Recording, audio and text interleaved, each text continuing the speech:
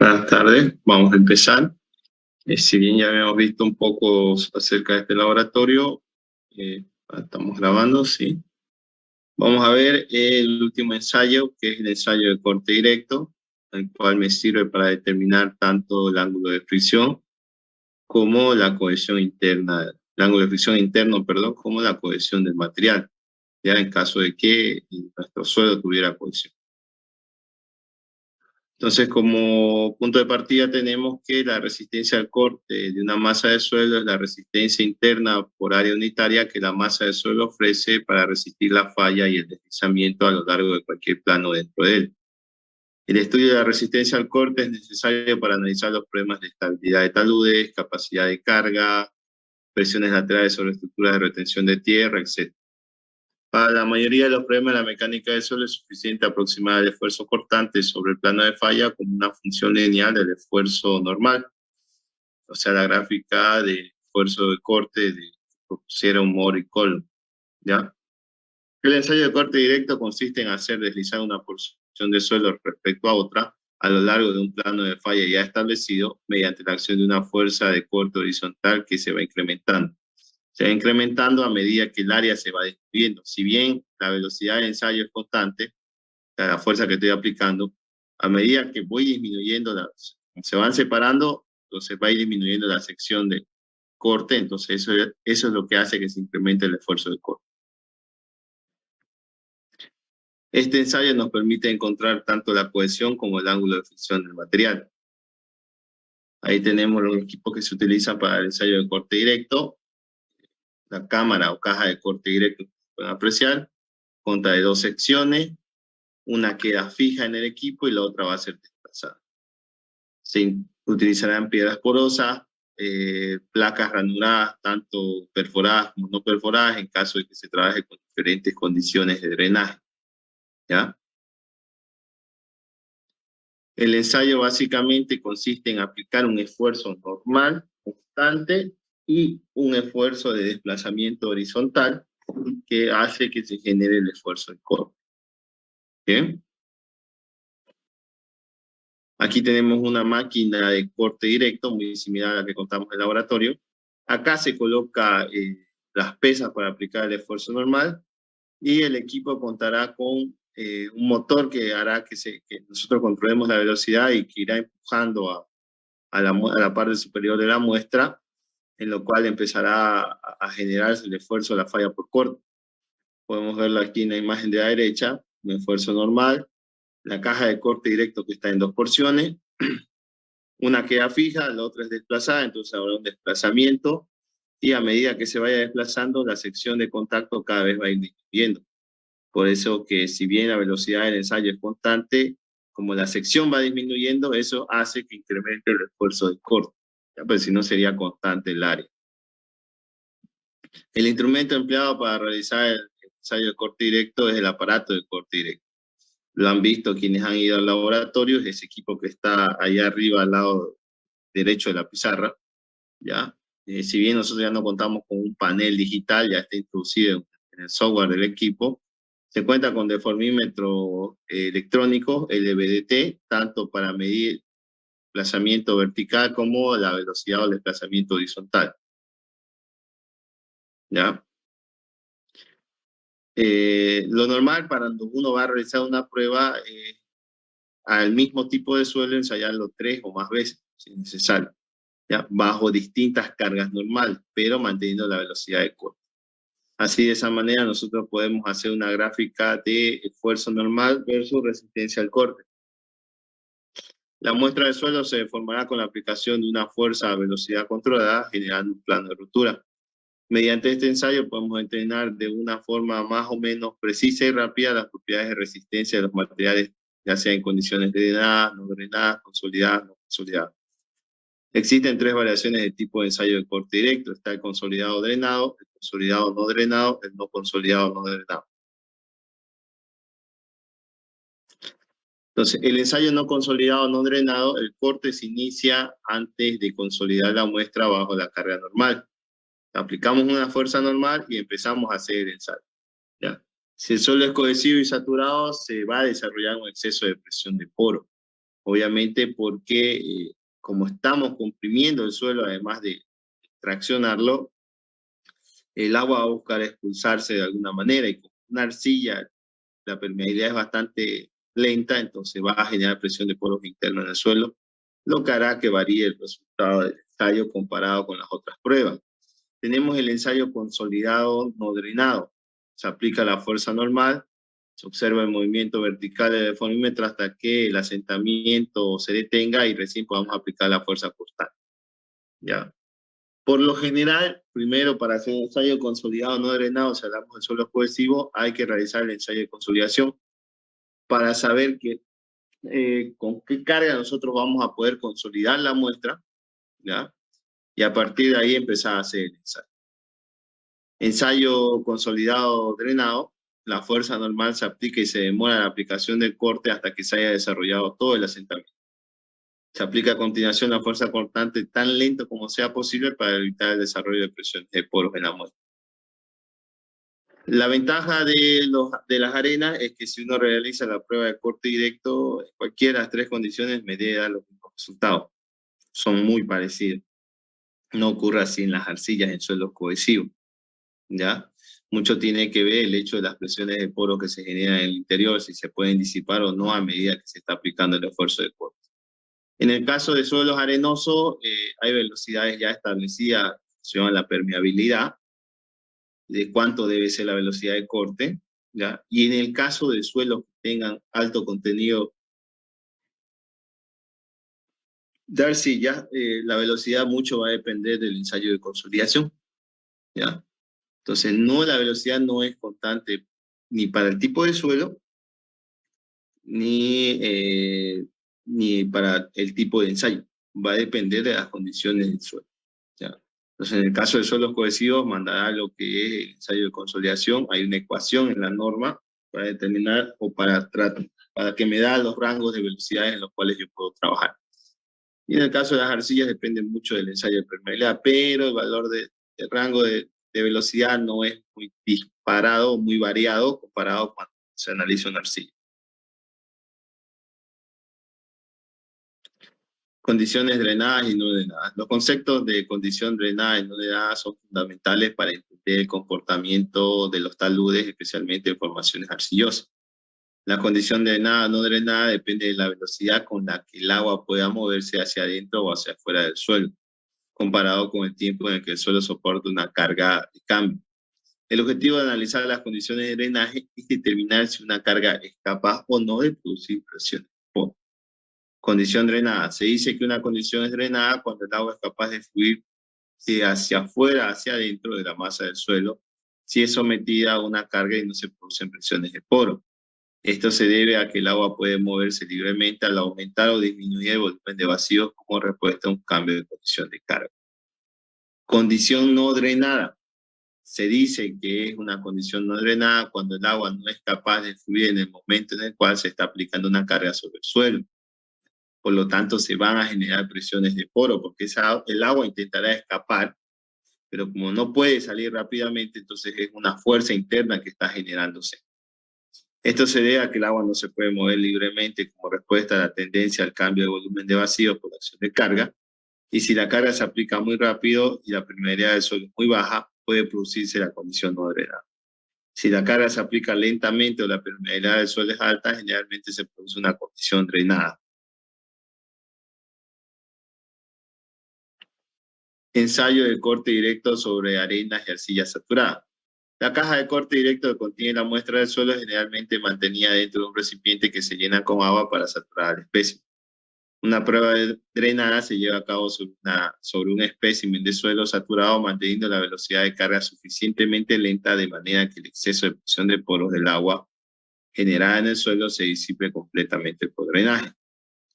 El agua de poros del espécimen es drenada a través de las piedras porosas, y en este caso se utiliza las placas ranuradas con perforaciones también. Como la permeabilidad de la arena es grande, el exceso de presión de poros del agua generado por la carga se disipa rápidamente. Por lo tanto, una velocidad ordinaria de carga existe esencialmente en condiciones de drenaje total. El ángulo de fricción obtenido de una prueba de corte directo drenada en una arena saturada será el mismo que para un espécimen en una arena seca. Por eso que les decía que en el caso de arena, no importa cuál es el método que se emplee, los valores serán muy iguales. La permeabilidad de la arcilla es muy pequeña comparada con la arena. Cuando se aplica una carga normal a un espécimen de suelo arcilloso en un periodo de tiempo suficientemente largo, se necesita un periodo de tiempo suficientemente largo para que se genere la consolidación plena. Es decir, para disipar el exceso de presión de poros en el agua. Por esta razón, la carga cortante tiene que ser aplicada a una velocidad tan pequeña que la prueba puede durarme de 2 a 5 días. ¿Por qué? Porque tengo que esperar por lo menos un día que se consolide. Tengo que, si cuento de unos 2 equipos de corte directo, puedo ir haciendo 2 a la par y el tercero puedo hacerlo después, cuando acabe uno de los 2. Pero si tengo un solo equipo, entonces voy a tener que cada día, un día esperar que consolide, tengo que hacer la consolidación rápida mediante Taylor, aplicar casi un día que voy a perder aplicando el ensayo de corte, una velocidad bastante lenta, y luego tengo que cambiar de muestra, aumentar la carga normal, volver a hacer el ensayo. Entonces puede tomarme, como dice ahí, de 2 a 5 días hacer una prueba de corte directo. O sea, hacer 3 pruebas, pero para un mismo tipo de suelo, para el suelo que esté analizando. Parámetros de resistencia de los suelos. Tenemos el ángulo de fricción como también la cohesión interna de los materiales. ¿Ya? En el caso de suelo, mientras más gruesos sean, más densidad tengan, el ángulo de reposo es muy cercano y llega a ser igual al ángulo de fricción. Las gravas, por ejemplo, tienen el mismo valor de ángulo de fricción con respecto al ángulo de reposo. El ángulo de reposo, si yo dejara caer la arena o la grava, si yo la dejo caer y mido con un transportador cuánto ha sido la inclinación, en el caso de suelos de arenas muy gruesas o gravas, ya principalmente hablando, mi ángulo de reposo tiende a ser el mismo que mi ángulo de fricción interno. ¿Ya? La cohesión es la atracción que hay entre partículas originadas por las fuerzas moleculares y la película del agua. Por lo tanto, la cohesión de un suelo varía si cambia el contenido de humedad. La cohesión del suelo no es constante, es por eso que el testigo de que de función al tipo de condición, ya sea drenada o no drenada, va a variar los parámetros de resistencia de corte de un suelo, que son la cohesión y el ángulo de fricción. La cohesión, nosotros por lo general la expresamos en kilogramos sobre centímetro cuadrado, es una unidad de presión, ¿ya? Las arcillas son de cohesión bastante alta, pueden ir en el rango de 0,25 hasta 1,5 kilogramos sobre centímetro cuadrado, o más inclusive, dependiendo de la condición en la que se las esté analizando. Y los suelos limosos presentan una cohesión un poco más baja, mientras que en las arenas es tan pequeña que se la puede considerar cero, ¿ya? La fricción interna es la resistencia al deslizamiento causado por la fricción que hay entre las superficies de contacto de las partículas y además influye mucho la densidad del material. Como los suelos granulares tienen superficies de contacto mayores y sus partículas especialmente son angulares, presentan una buena trabazón, lo que indica ángulo de fricción interno mucho más alto. Eso quiere decir que, por ejemplo, una grava triturada tiene un mayor ángulo de fricción que una grava de canto redondado. La fricción interna de un suelo está definido por el ángulo cuya tangente es la relación entre la fuerza que resista al deslizamiento a lo largo de un plano y la fuerza normal P aplicada a dicho plano. El ángulo de fricción interna puede ir desde 0 en arcillas de alta plasticidad, como puede llegar hasta 45 grados aproximadamente para gravas y arenas gruesas que sean secas, ¿ya? Generalmente el ángulo de fricción de arena normales a 3, a 4, a 2, a 2,4, están un poco más o poco menos de 30 grados, ¿ya? El ángulo de fricción en suelos granulares secos coincide con el ángulo de reposo, es lo que venía hablando. Todos los suelos poseen fricción, sin embargo, los suelos arcillosos con fricción muy baja o despreciable se denominan suelos cohesivos con ángulo de fricción cero. Así como podemos asumir de que valores pequeños de cohesión en arena asumimos cero, también valores de ángulo de fricción de 0,5, 1, hasta 2, 3, podemos directamente asumir que es cero, ¿ya? El ángulo de fricción depende de una gran cantidad de factores. Algunos de ellos son los siguientes: tipo de mineral constitutivo de las partículas, tamaño de las partículas. Mientras más grandes sean las partículas, mayor es el ángulo de fricción. Forma de los granos de las partículas. Partículas que son más angulosas tienen mayor ángulo de fricción. Distribución, o sea, la curva granométrica es bastante importante, la forma en la que están distribuidas los tamaños de las partículas. La densidad, la permeabilidad, la presión de confinamiento, etc. ¿Ya? Este video creo que ya se los había mostrado, pero lo vamos a volver a ver.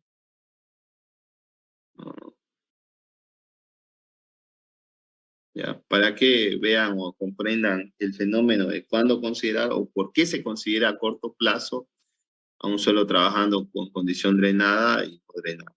¿Ya?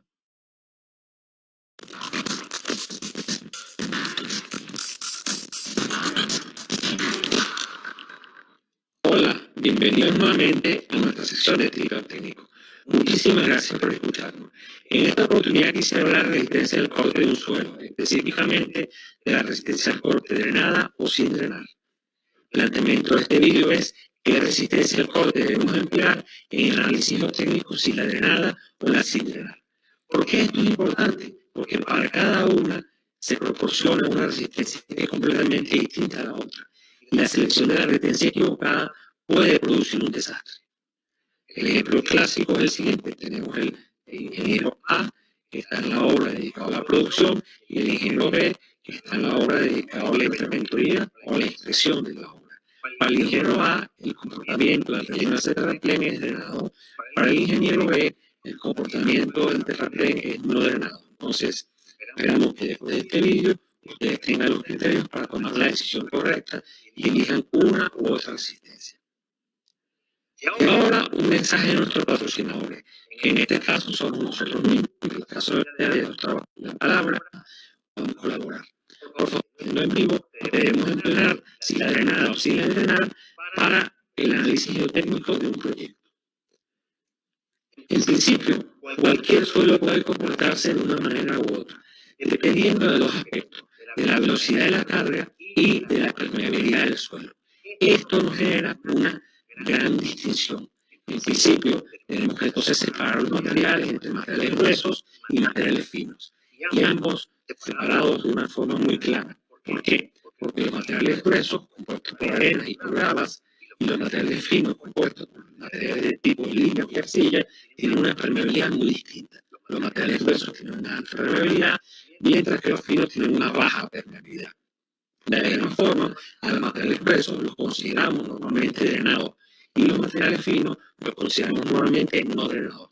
No obstante, si la velocidad de carga es muy rápida, puede haber algunos materiales gruesos cuya permeabilidad haga que se comporten como materiales no drenados. Habiendo hecho esta salvedad, seguimos adelante. Vamos entonces a pensar en que la velocidad de carga es sumamente importante y la permeabilidad. Con esos dos aspectos en la mano, podemos tomar una decisión de qué tipo de análisis debemos utilizar. Vamos a tratar de explicarlo ahora de una forma sencilla con un ejemplo. Vamos entonces a explicar el fenómeno de la siguiente forma. Vamos a colocar un suelo que está completamente saturado, quiere decir que el nivel freático está además a nivel de la base, y ese es el estado de tensiones de un pedazo de suelo. Ese suelo está en equilibrio, con lo cual tenemos una condición de reposo, y como está en equilibrio tranquilamente, está por debajo de la línea de falla. Entonces, si el suelo es drenado y puede fluir el agua libremente, al colocar una zapata, aumenta la tensión vertical y horizontal, con lo cual el círculo de Moore aumenta de diámetro y se desplaza a la línea hacia el lado derecho. Entonces, por la naturaleza de este tipo de materiales drenados, este suelo cumple con unas características muy interesantes. La transferencia de la carga del exceso que se produce por la zapata va directamente a los granos del suelo. Y aquí, entre el círculo de Moore último de ese material y la distancia de la falla, es lo que denominamos vulgarmente como factor de seguridad. Vamos a aplicarlo desde otro punto de vista. Colocamos entonces la carga a medida que vamos ajustando la obra y tenemos el elemento del fin de obra. Vemos como la carga vertical en esfuerzos totales va aumentando. A partir del fin de la obra, la carga no cambia, con lo cual tenemos una línea horizontal. Este es un gráfico en el cual tenemos tiempo en la línea horizontal y las cargas en la línea vertical, las tensiones en la línea vertical. Ahora, la presión de poros, como el material es drenado y fluye libremente, se mantiene constante. Es decir, cuando aplicamos un exceso de carga, no hay cambio en la presión de poros. Por lo que el material recibe toda la carga en sus elementos de particulados que están dentro y el estado de esfuerzos aumenta con el tiempo hasta que llega a la línea horizontal. Como vemos, este es el comportamiento típico de un suelo drenado, que el agua puede abandonar sus poros libremente. Vamos ahora a ver otro caso en el que tenemos un suelo en iguales condiciones, nivel freático, grado de saturación igual a 1, y en este caso es no drenado. Vamos a hacer el mismo ejemplo, vamos a colocar su círculo de Mohr y vemos el estado de reposo de ese material. Si nosotros colocamos entonces una zapata y la construimos suficientemente rápido, ocurre que el círculo de Mohr se desplaza hacia la derecha, pero no aumenta de diámetro. Y eso ocurre porque toda la carga en exceso es recibida por el agua. Vamos a explicarlo de la siguiente forma. En el caso no drenado, tenemos aquí la carga de la ejecución de la obra y vamos a llegar al momento del fin de la obra. Este diagrama es igual que el anterior para que puedan comparar uno con otro. Cuando nosotros colocamos la carga, esa carga es totalmente absorbida por el agua, con lo cual la presión de poros aumenta y al aumentar, como no puede fluir esa agua fuera de ese elemento, no hay cambio en las tensiones efectivas, con lo cual en ese periodo de tiempo ese material se considera no drenado. Ahora bien, a partir de que el material entra completamente en carga y llega el momento de que no colocamos más carga, esas tensiones de poros se tienden a disipar y con el tiempo se equilibran, con lo cual pasamos a la condición drenada. Y normalmente el cambio de presión de poros suele ser igual al cambio de las tensiones efectivas. Entonces, a largo plazo, todos los materiales se comportan como materiales drenados. Es en el corto plazo, y por efecto de la permeabilidad, que no lo hacen. Vamos entonces a explicarlo un poquito más para profundizar sobre lo que pasa con los materiales drenados. Imaginémonos que nos tomamos 3 muestras de un material que tiene la misma estructura, que está a las mismas condiciones, y hemos extraído 3 muestras y llevamos al laboratorio para hacerle un ensayo de compresión triaxial, sin un ensayo C de confinado no drenado.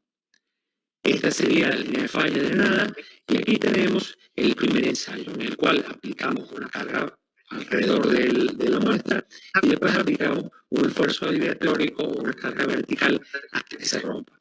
Este es el círculo de Mohr que obtenemos en ese ensayo. Si nosotros cogemos la muestra número 2 y volvemos a hacer el ensayo, aumentando la presión horizontal, el círculo de Mohr se va a desplazar a la derecha, pero la diferencia y la resistencia que va a obtener el material va a ser exactamente la misma. Y si lo volvemos a incrementar, vuelve a ocurrir lo mismo. Esto pasa porque toda la tensión en exceso originalmente es recibida por el agua, con lo cual la resistencia al corte sin drenar es la que manda en este problema.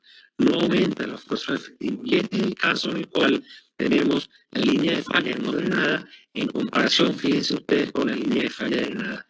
Y es el caso, para que sepan, que todos estos círculos de Mohr, independientemente de la presión horizontal que le pongamos a la muestra, da el mismo resultado. Este es el caso de la resistencia al corte sin drenar, donde tenemos el phi 0. Y esa es la línea de falla no drenada. Entonces, amigos, hemos visto que la velocidad de carga es muy importante, que la permeabilidad del suelo es sumamente importante, y eso nos genera la diferencia entre los suelos gruesos y los suelos finos. Para ello, hay que tomar en cuenta que los gruesos son las arenas y las gravas, los finos son los limos y las arcillas, la permeabilidad alta se la adjudicamos normalmente a los suelos gruesos y la permeabilidad baja se la adjudicamos normalmente a los suelos finos. No obstante, puede haber un suelo que tenga un caso drenado, que el ciclo de carga sea muy rápido y la permeabilidad no deje evacuar el agua a una velocidad suficiente, con lo cual hay que utilizar la resistencia al corte sin drenar, hasta en el caso, por ejemplo, de una...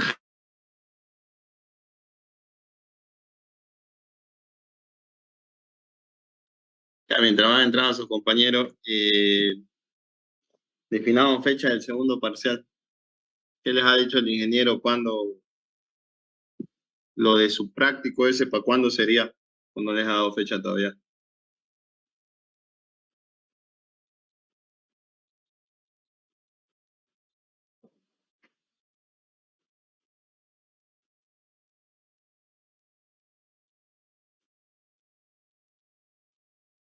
¿Me están escuchando?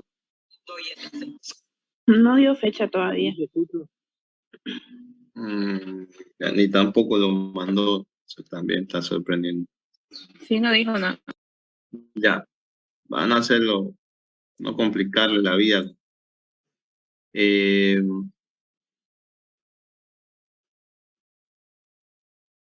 Martes 3 de enero, ¿les parece el segundo parcial? ¿O lo tomamos un sábado, un domingo?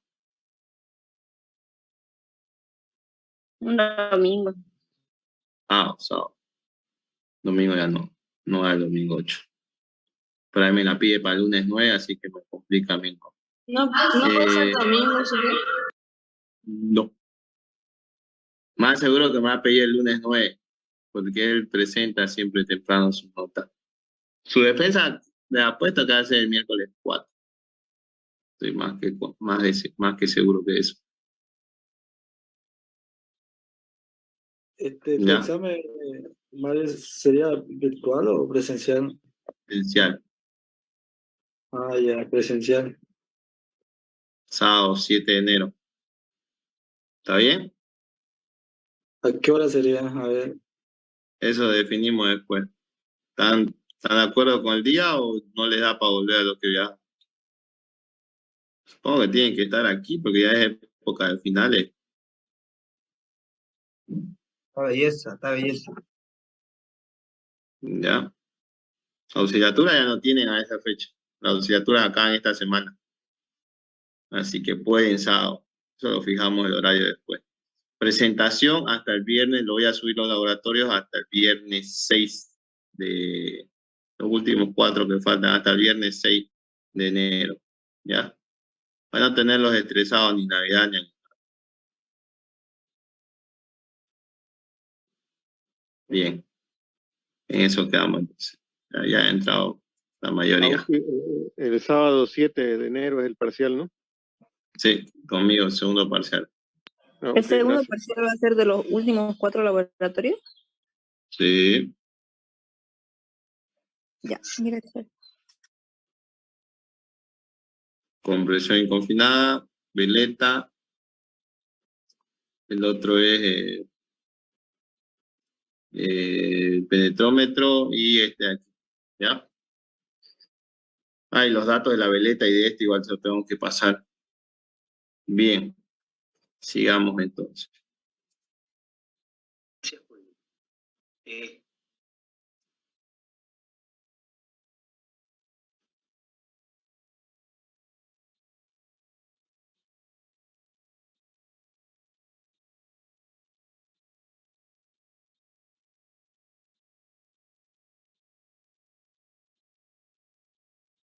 El corte sin drenar es la que manda en este problema.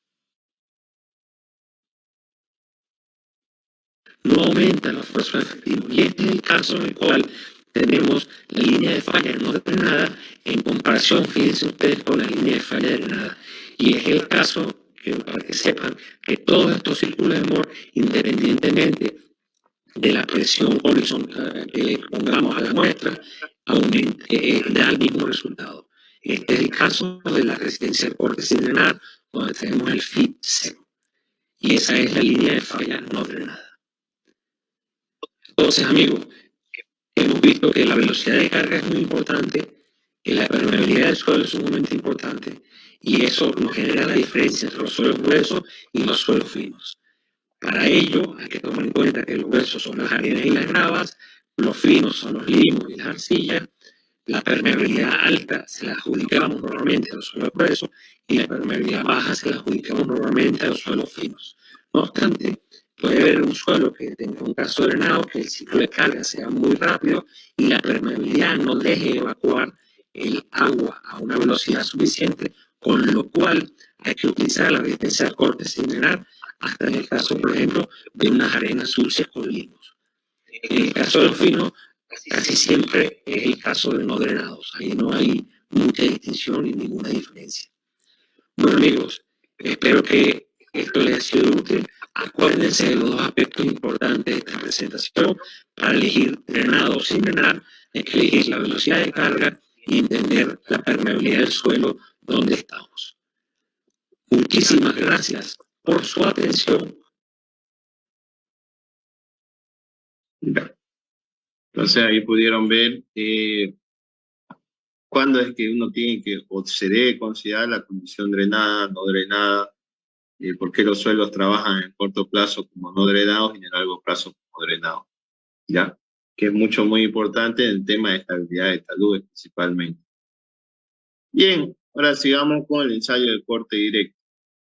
Fíjense lo que nosotros hacemos, aquí las dos, un esquema, un corte transversal, una queda fijo, la otra va a ser empujada, tenemos una aplicación de un esfuerzo normal, y para cada esfuerzo normal, nosotros vamos a tener un valor de corte máximo, ¿ya? Lo mismo aquí, 1, 2, puede ser incrementando el doble o incrementando un valor constante, digamos. Si incremento, por ejemplo, un valor constante, 0.5, la primera tensión normal, 1 la segunda tensión normal, 1.5, 2, o podría ser 0.5, 1, 2. ¿Ya? No hay ningún inconveniente con eso. Entonces, hago una regresión lineal, uno de los 4 puntos, y obtengo la ecuación para determinar, o utilizo la ecuación de corte. El corte es igual a la cohesión más la tensión normal por la tangente del ángulo de fricción. Y la tangente que se forma con respecto a la gráfica de cohesión, perdón, esfuerzo de corte y esfuerzo normal, con eso se me forma mi ángulo de fricción, ¿ya? Y donde intersecte con el esfuerzo cortante, mi recta, ahí estará mi valor de cohesión. Bien, ahí podemos ver, hice la prueba de corte directo en una arena limpia, ángulo de fricción tendiendo a 0. En los gráficos de resultados podemos apreciar que la cohesión es un valor de 0. ¿Ya? Básicamente lo que se hace, o la gráfica que se me va a formar, es la siguiente. Tengo aquí una de esfuerzo de corte y de desplazamiento horizontal. A medida que se va desplazando, fíjense aquí tenemos la imagen, esta parte de aquí es el área de contacto. Originalmente esto estaba aquí en este punto, pero a medida que se va desplazando el área de contacto va disminuyendo.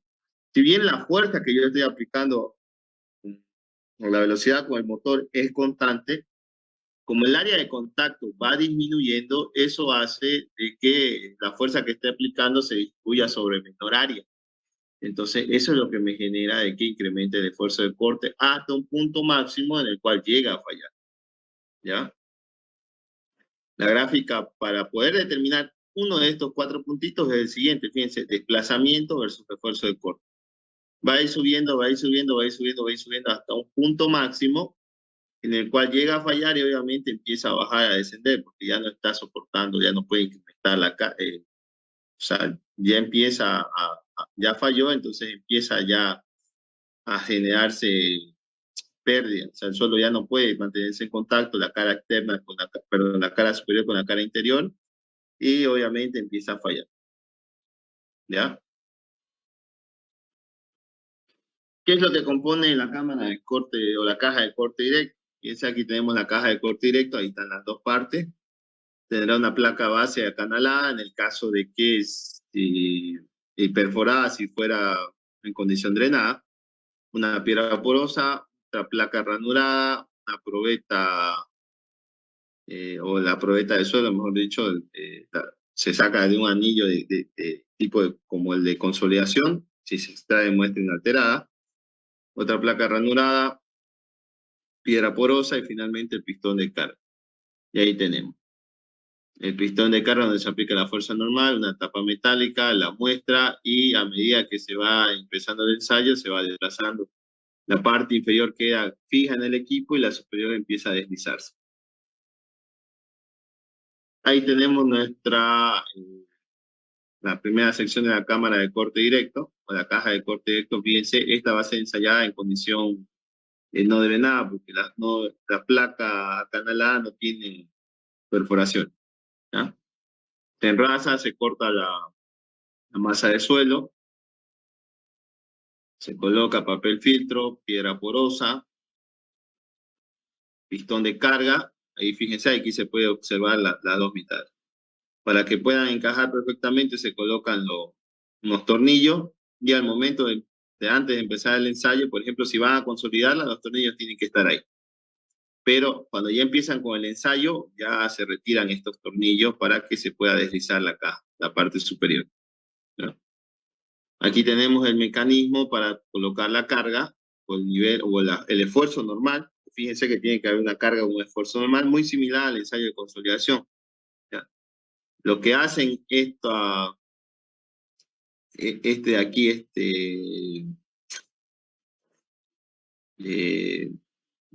no sé si llamarlo meñisco, ustedes en ISO todos le llaman otra cosa, es que el momento que se genera por el brazo palanca se anula y solo se transmite la carga, ¿ya? Pues si no sería una complicación bastante grande. Fíjense que también no solo se transmitiría una fuerza normal, sino por el brazo de palanca estaría transmitiendo un momento, ¿ya? Rótula creo que le llaman ustedes en isostática 2. Porque necesita este brazo palanca para hacer una transmisión de 10-1, 11-1, 9-1, igual que en consolidación. Solo que como está en la parte inferior y está desplazado del centro, entonces me complica un poco más. Fíjense, estos son los tornillos que van a irse, que se ajustan ante la caja y que a medida que se va desplazando, tiene que ir girando también, ¿ya? Aquí tenemos el equipo ya ensayándose, está en condición saturada, por eso es que necesita que tenga drenaje. La caja de corte directo, en caso de que ustedes, por ejemplo, no trabajaran en condición no drenada, no consolidada, entonces lo pueden hacer hacia secas normalmente. Fíjense, aquí tenemos el traductor de deformación o desplazamiento horizontal. También habrá uno de esos para medir, si en caso de que se está consolidando la muestra, también se va a medir cuánto ha sido la consolidación o la deformación vertical. Como ya hemos visto, el ensayo básicamente consiste en aplicar un esfuerzo normal, luego una fuerza de tracción que me genera que llegue a fallar el suelo en el área de contacto, y tengo un esfuerzo normal y un área inicial, como también a su vez tengo un esfuerzo de corte para un esfuerzo cortante y su área de contacto, ¿ya? Ensayo como mínimo 3 muestras. Para un esfuerzo normal tendré una carga de corte, un esfuerzo de corte máximo. Para la segunda esfuerzo normal que estoy incrementando el esfuerzo normal, tendré otro corte o esfuerzo de corte máximo. Y para la tercera tendré también una carga normal mucho mayor y un esfuerzo de corte mucho mayor. Esto ocurre en arena, ¿ya?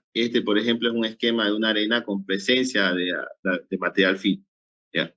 Si fuera una arena completamente limpia, en el caso de un A3 o de esas arenas que se usan en la construcción para fabricar hormigones, tiende a cero la cohesión. O si fuera una arcilla muy arcillosa, por más que yo incremente el esfuerzo normal, esto en vez de ser una recta inclinada, tiende a ser una recta horizontal, ¿ya? Entonces ahí, por ejemplo, una arena que va a tener fino, eso ocurre mucho en suelos arenosos, no son arenas limpias, entonces va a tener un pequeño valor de cohesión y además tendrá un ángulo de fricción interno. Bien, ahora les voy a mostrar un video, ya para que, si bien es un poquito largo, para que puedan ver cómo es el procedimiento del ensayo en laboratorio.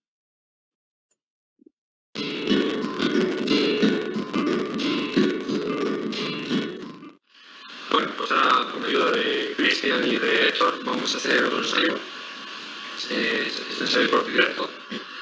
Entonces, bueno, vamos al proceso a preparar unas pruebas para ensayar la máquina de corte directo. con el objeto de encontrar dos datos, que es el ángulo de rozamiento y la cohesión. Datos importantes para trabajar con ellos en calculadores. Y bueno, ahora ellos vamos a explicar un poco sobre los datos, ¿no? Informes del ángulo de rozamiento y la cohesión. Okay. Pues el primer dato que vamos a obtener con esta práctica es el ángulo de rozamiento. El ángulo de rozamiento es particular de cada material. Entonces, por ejemplo, aquí tenemos una arena. Si la arena la dejamos caer libremente,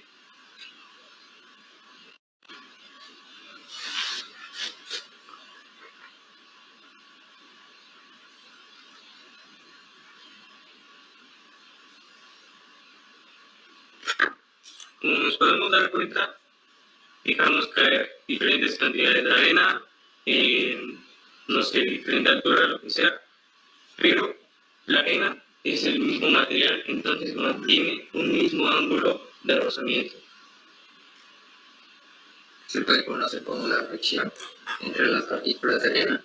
Este proceso es, bueno, particularmente de las arenas, que, bueno, por decir de ellas, no tienen presión, ya que sus partículas no se conservan unidas. Al agregar el agua, jamás vamos a poder unir todas las partículas de la arena, y eso sí lo encontramos en el caso de las arcillas. Añadiendo agua, podemos observar que sus partículas se pueden unir, y eso se conoce con la fusión. Entonces, en esta práctica, las dos propiedades de los suelos que vamos a obtener es la presión y el ángulo de rozamiento. El ángulo de rozamiento y la prueba, vamos a trabajar nosotros con arcillas. Esta es una arcilla y tiene presión. Como nos podemos dar cuenta, está un poco húmeda, pero aquí tenga dos pedazos de arcilla, los puedo unir y formar uno solo, cosa que no se puede hacer con las arenas. Entonces, llegamos a la conclusión de que la presión es una propiedad particular de las arcillas. En este momento vamos a proceder a iniciar con nuestra práctica, donde el profesor nos va a explicar el procedimiento. Bueno, pues para hacer este ensayo, lo que hacemos es utilizar la caja de procedimiento, pues, según de dos partes que, aprovechando estos agujeros, atornillamos, formando una, y la probeta se bajará en una mitad en la parte inferior y otra mitad en la parte superior. De tal forma que en el ensayo se produzca este efecto de corte de cizalla. Y es la resistencia de corte que va a tener nuestro problema. Como vemos, la mosca inicial será este cilindro que tiene una altura de 2 centímetros y un diámetro de 5. Y después, de realizar el ensayo, vemos cómo quedan una mitad separada de la otra, y por ese efecto de cizalla que hemos hecho. Y nuestro suelo inicialmente va a soportar, va a aguantar esa tracción, pero llega el momento que hay que ceder, ¿no? Ese es el valor que nos vemos a la madera. Haremos las probetas porque a la vez que hacemos ese efecto de corte, le vamos a someter nuestra probeta a un peso normal. Vamos a transmitir una carga de 10 centímetros cuadrados, la primera probeta, para el segundo 10 centímetros cuadrados y para la tercera 3 centímetros cuadrados. Una vez que tenemos de cada probeta los datos del ensayo, le haremos una gráfica de presión normal, de sentada tendencial, y luego veremos con esa gráfica. Resumiremos con una línea y ahí tendremos esos datos de tensión y ángulo de gas.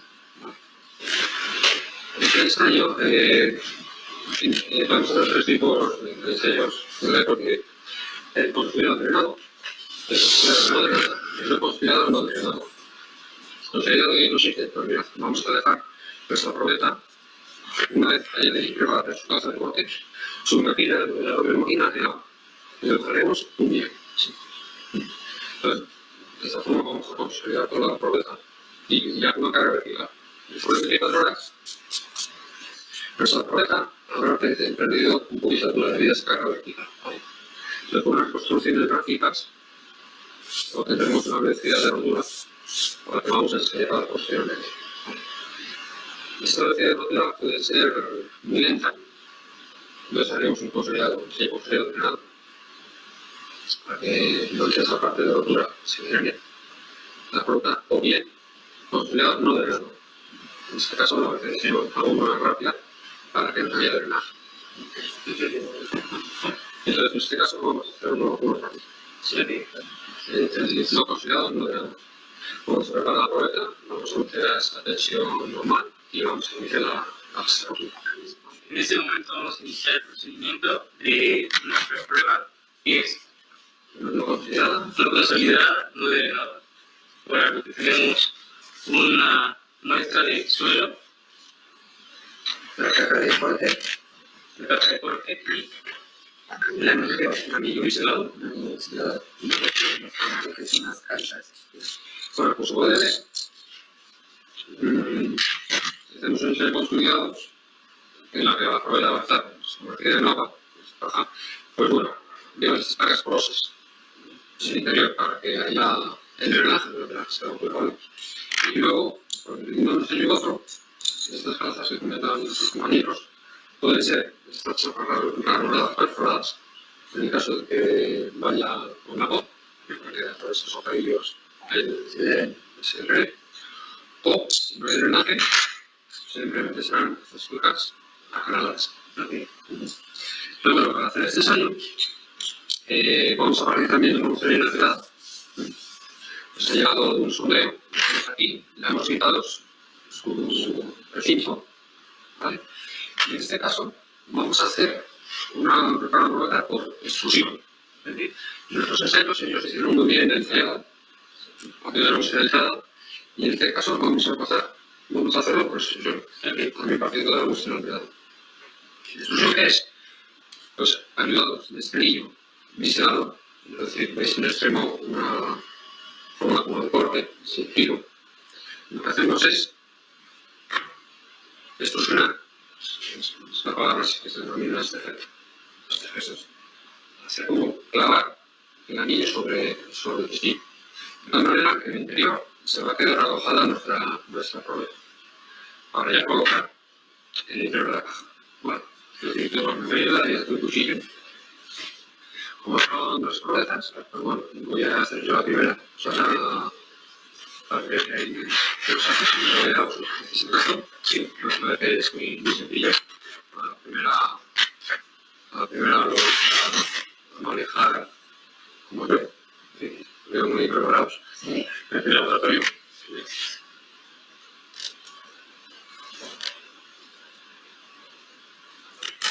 Vale.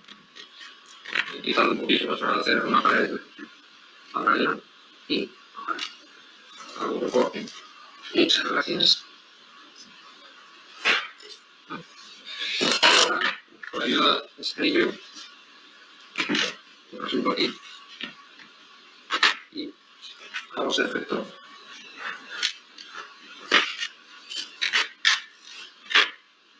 ¿Veis cómo se queda alojado en el anterior? Tengo un cuchillo para retirar.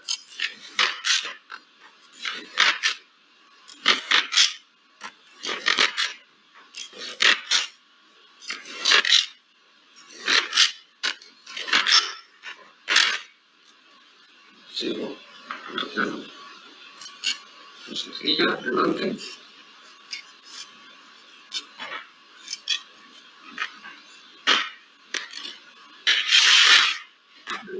Y otras paredes.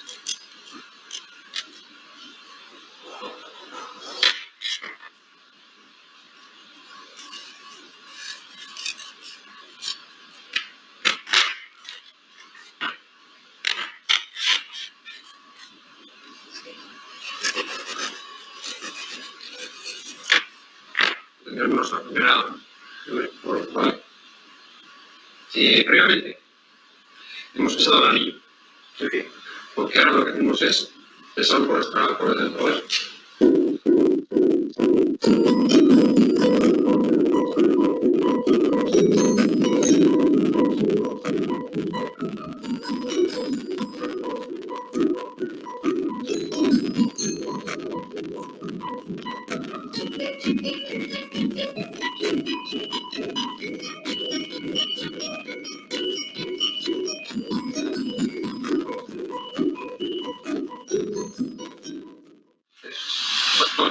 veis, es la caja de corte. Lo que vamos a hacer, no sé, alojar nuestra ruleta, una mitad en la parte inferior, porque se nos queda por debajo, por ahí las mesas calzadas, y lo dejaremos intermedio, ¿no? Sí, es azul. Para en este caso, vamos a colocar las cargas, las granadas, y como veis, se colocan esos canales, pero no se pueda. Eso es, nosotros podemos ver y perpendicular el desplazamiento para que haga cierta junto a la regla. Hacemos así la cabeza anterior. Y pues encima, sí. Colocamos la extremidad. Y ahora cojo los tornillos para sujetar el poco.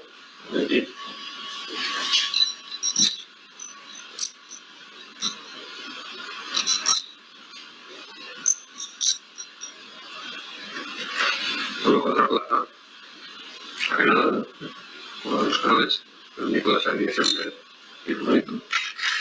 Y bueno, ya solo se coloca nuestra tapa superior cerrando el conjunto, que es su raíz de punto, es donde va a utilizarse la carga vertical esa tensión angular. La coloca simplemente por ahí un poco la altura, con la regla, pero vamos, no las tenemos en función de la altura para que no quede esto muy bien. Ahí estaría nuestra caja. Sí. De corte con nuestra corte. Y ahora la llevaremos a nuestra máquina de corte. Este es el lugar donde vamos a colocar nuestra caja de corte. Esa es la fibra de carga que va a medir la tensión que va a soportar nuestra ruleta de ensayo. Y luego 2 medidores como vertical y otro horizontal. Para controlar esa calidad de lo que va a tener nuestra ruleta. Y esta separación entre las dos citas se van a hacernos una clase de error. Este regadero de pesas para reducir esa carga vertical. Tiene una relación de palanca de 10 a 1. A ver si colgamos un hilo, realmente aquí se nos permite de 10. Si dividimos entre las de nuestra ruleta, bueno, pues da la tensión. Y esta parte es para arrancar la máquina, el sentido de ensayo y para elegir la velocidad de la otra. Okay. Vale. Pues entonces voy a sacar nuestra caja de corte.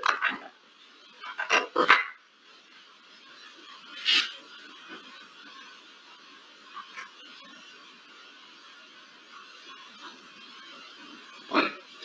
Si tiramos el ensayo pues queda agregado y llenaríamos esto de agua. En fin, en este caso vamos a hacer misión rápida. Y le damos aquí para cargar vertical.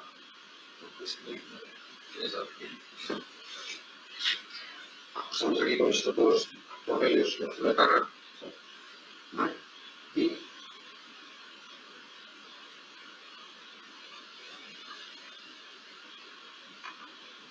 este yugo lo metemos aquí en el laboratorio. Aquí está el yugo. Con la ayuda de ese tornillo, lo que dejamos que regalo. Y hace un minuto de formación. Aquí sujeta y este está ahí al final. Esta es la pesa que vamos a utilizar para hacer el primer producto.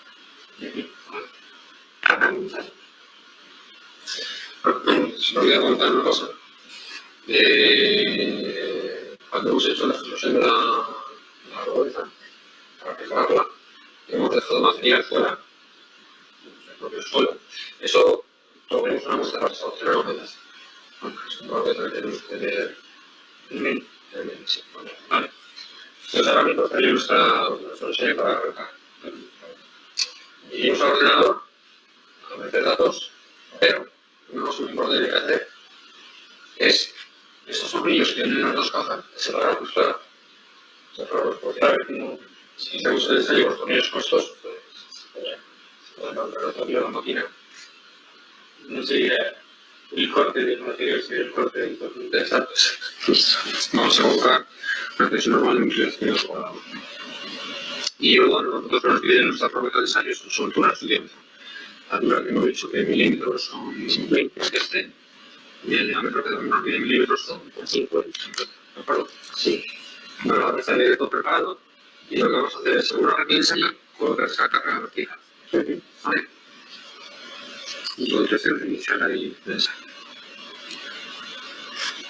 Entonces, bueno, se va a poner este piloteto aquí en verde, que es ese momento.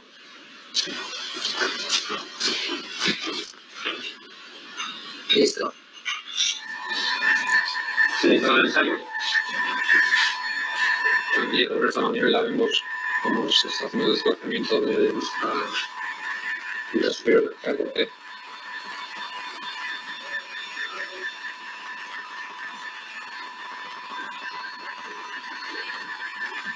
La mitad inferior queda fija.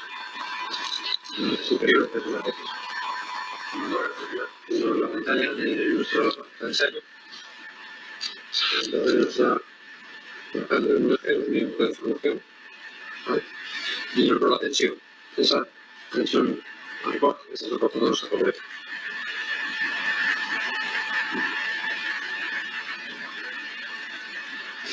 La sección inicial, recuerda que es un 19,63. Se da atascado de nuestros 5 centímetros de diámetro. Esta también, veis que es inferior. Sí. Y es fácil de entender, porque ahora, claro, tenemos dos mitades, que es nuestra probeta, y digamos que es también en la caja, ¿no? Se está desplazando, con lo cual el contacto entre una y otra es menor. Entonces, el diámetro ya es menor. Eso es lo que decimos, ¿verdad? La sección inicial nos daba un compañero, que es esto de aquí, pero lo del ensayo, los procesos de desplazamiento ya es distinta porque lo que está en contacto dice dónde están son estos ejercicios también. Sí. Por eso veis que os deja ensayar al inicio.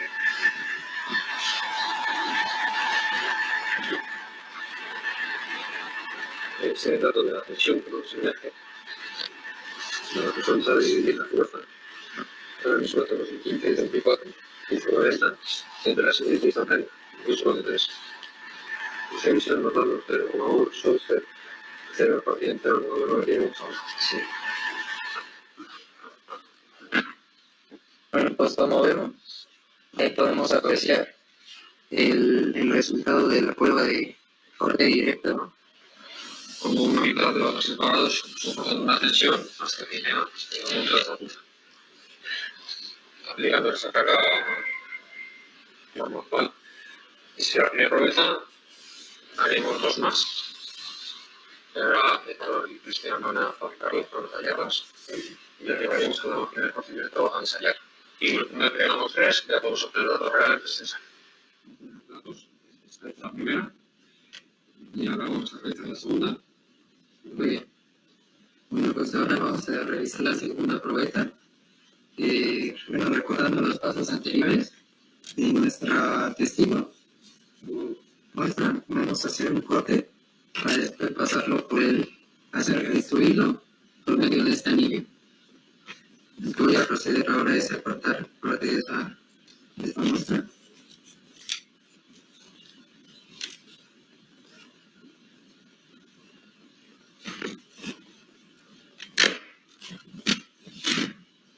Muchas gracias. Y como podemos observar aquí, ya tenemos lo que va a pasar parte de nuestra probeta. Con la ayuda del anillo nos vamos a apoyar para hacer la destrucción.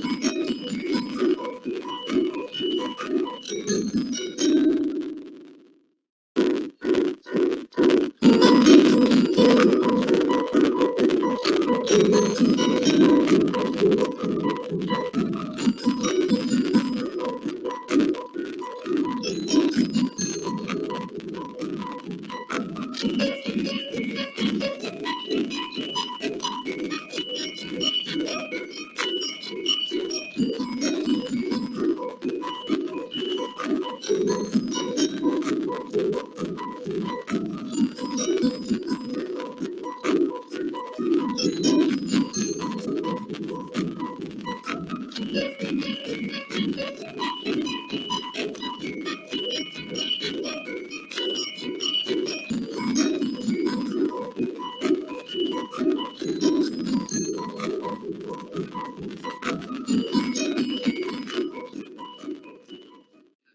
tenemos la probeta en su cara de corte. Pasamos a tipo.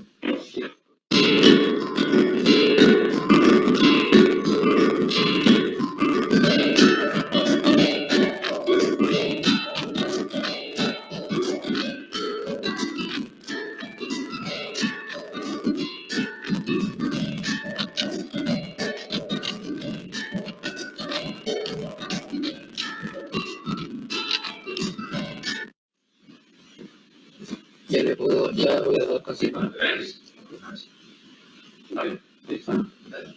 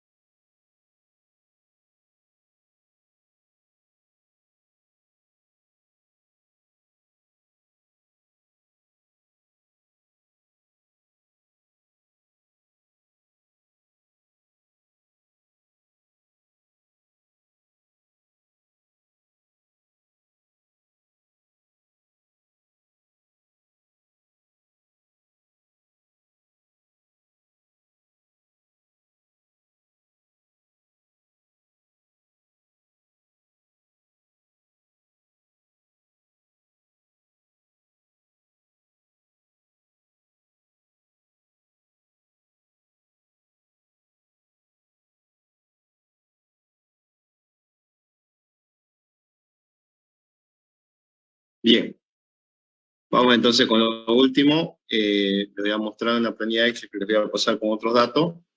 ¿Ya?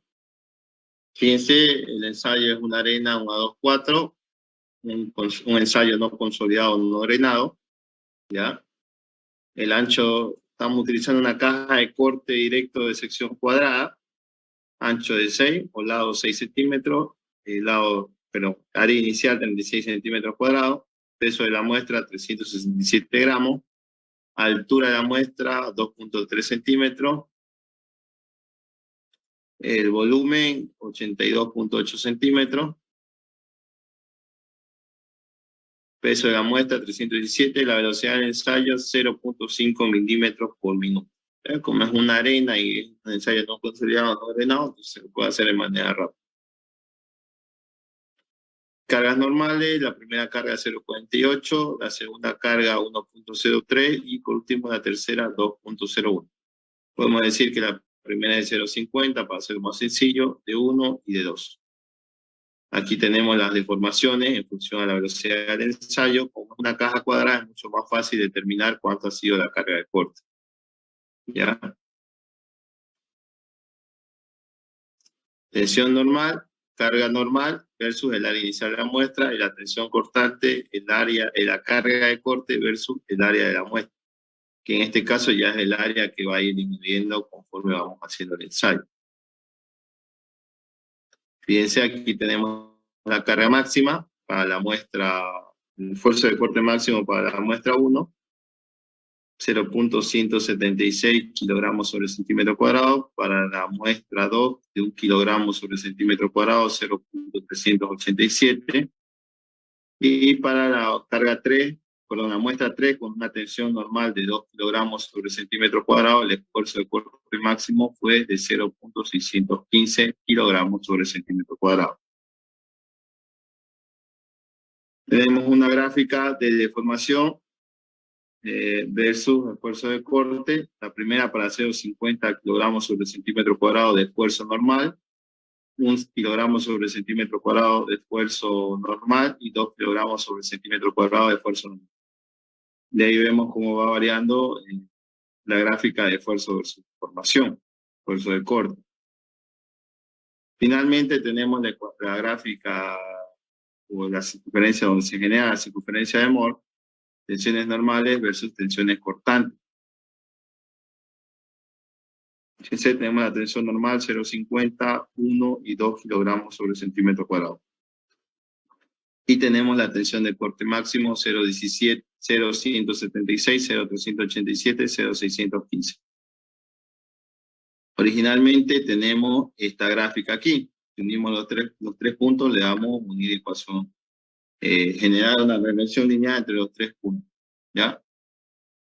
Trazamos una recta. Vamos a hacerlo más grande.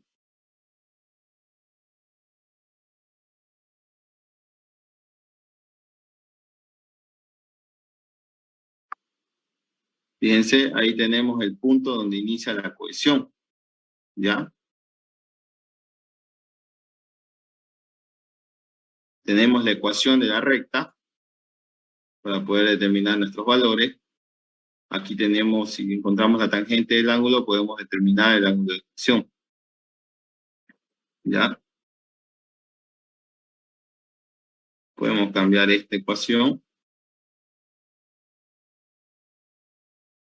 0.28, 35, 0.0, 619.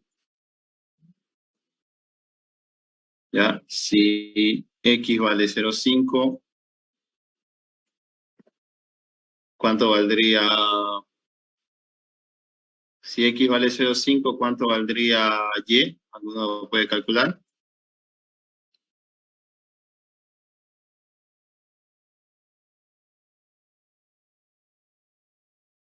¿0.25, Auxi? Si X vale 0.25, ¿cuánto valdría Y? Ah, perdón, si X vale 0.5, 100.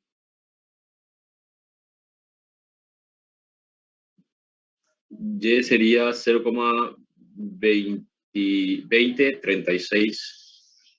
0,20365. Todo completo. Si valiera 1.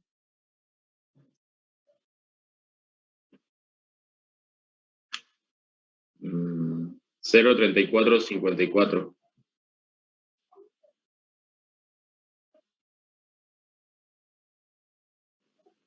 Si Valera 2. 0.6289. Fíjense, entonces, aquí tenemos nuestros valores para el ángulo de fricción. Lo único que hago es una relación, fíjense, hago un triángulo, ¿no? Asumo mi punto de origen como 0,5 y final como 2, y la diferencia de altura desde acá hasta acá. Con eso, haciendo una relación trigonométrica, yo puedo determinar la diferencia que hay en X es esta. La diferencia que hay de Y son estas dos, 0,20, 0,204 y 0,629. Ya, calculo la tangente y con eso puedo determinar el ángulo. Y en función a eso lo expreso en grados y tengo que el ángulo de fricción de este suelo, un A24, y en presencia de suelo fino, es 15.8 su ángulo de fricción, y su cohesión será de 0.062 kilogramos sobre centímetro cuadrado. Por eso que les decía que el ángulo de fricción inclusive se puede despreciar, perdón. La cohesión en arena se puede despreciar. Fíjense, un valor de 0.062 expresado en toneladas sería 0.60 toneladas sobre metro cuadrado, bastante bajo. Cualquier cálculo de estabilidad de taludes no me ayudaría en nada a la cohesión de ese suelo. Por eso que se puede despreciar inclusive en las arenas el valor de la cohesión. ¿Ya? Entonces, para finalizar, yo les voy a pasar esta planilla con otros datos. Voy a buscar y hacerme pasar datos de laboratorio para que ustedes puedan determinar. Hasta acá se los voy a presentar yo. Hasta acá. ¿Ya? De aquí para acá, ustedes van a colocarlo todo, van a hallar esta ecuación, van a determinar la cohesión y el ángulo de fricción. ¿Ya? Entonces, eso voy a tratar de hacerlo hoy en la noche. ¿Ya? No tengo ensayos de corte directo, así que voy a tratar de pedir a laboratorio donde estaba que me pase de algún ensayo bien. Bien, antes de finalizar, ¿alguna pregunta?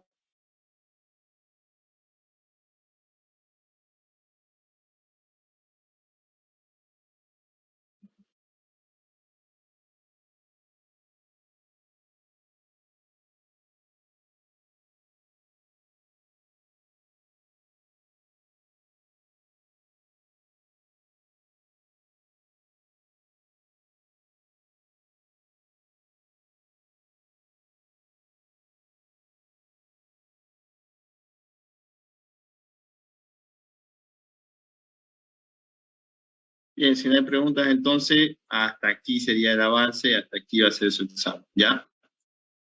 Más rato se lo subo la grabación de esta clase también. Bueno, hasta luego, jóvenes. Hoy sí una pregunta, más o menos, ¿qué fecha sería el examen después de Año Nuevo o 7, la próxima? le dije. Ah, ok, perdón.